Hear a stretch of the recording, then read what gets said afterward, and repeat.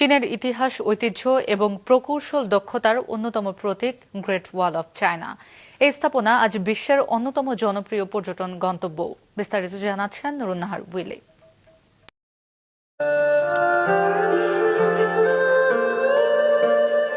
পাহাড়ের চূড়া বেয়ে উপত্যকা আর দুর্গম পথ অতিক্রম করে দিগন্ত চড়ে বিস্তৃত গ্রেট ওয়াল অফ চায়না খ্রিস্টপূর্ব ৩য় শতাব্দী থেকে শুরু করে বিভিন্ন রাজবংশের সময়ে ধাপে ধাপে নির্মিত এই প্রাচীরের মোট দৈর্ঘ্য ২১,০০০ কিলোমিটারের বেশি।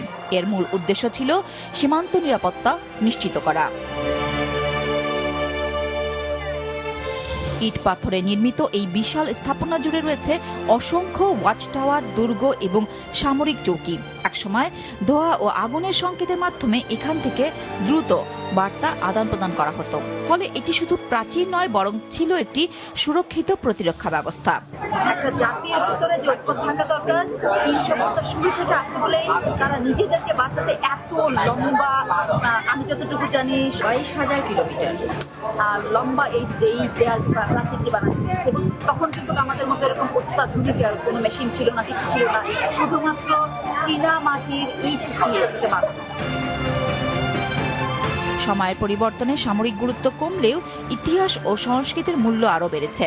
১৯৮৭ সালে ইউনেস্কো গ্রেট ওয়ালকে বিশ্ব ঐতিহ্যের স্বীকৃতি দেয়। বর্তমানে এটি বিশ্বের অন্যতম দর্শনীয় স্থান, যেখানে প্রতি বছর লাখো পর্যটক ভিড় করেন। বেজিংয়ের কাছে বাদালিং অংশটি পর্যটকদের কাছে সবচেয়ে বেশি জনপ্রিয়।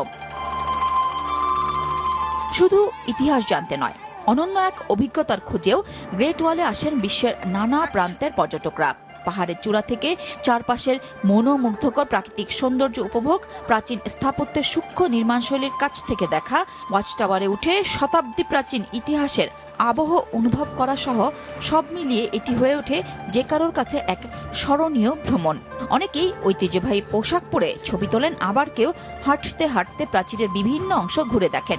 ইতিহাস, প্রকৃতি ও সংস্কৃতির অনন্য সমন্বয়ই গ্রেট ওয়ালকে বিশ্বের অন্যতম আকর্ষণীয় পর্যটন গন্তব্যে পরিণত করেছে। হাজার বছরের প্রাকৃতিক ক্ষয় আর মানব সৃষ্ট নানা চ্যালেঞ্জের মধ্যেও সংরক্ষণের মাধ্যমে টিকিয়ে রাখা হচ্ছে এই ঐতিহাসিক স্থাপনাকে।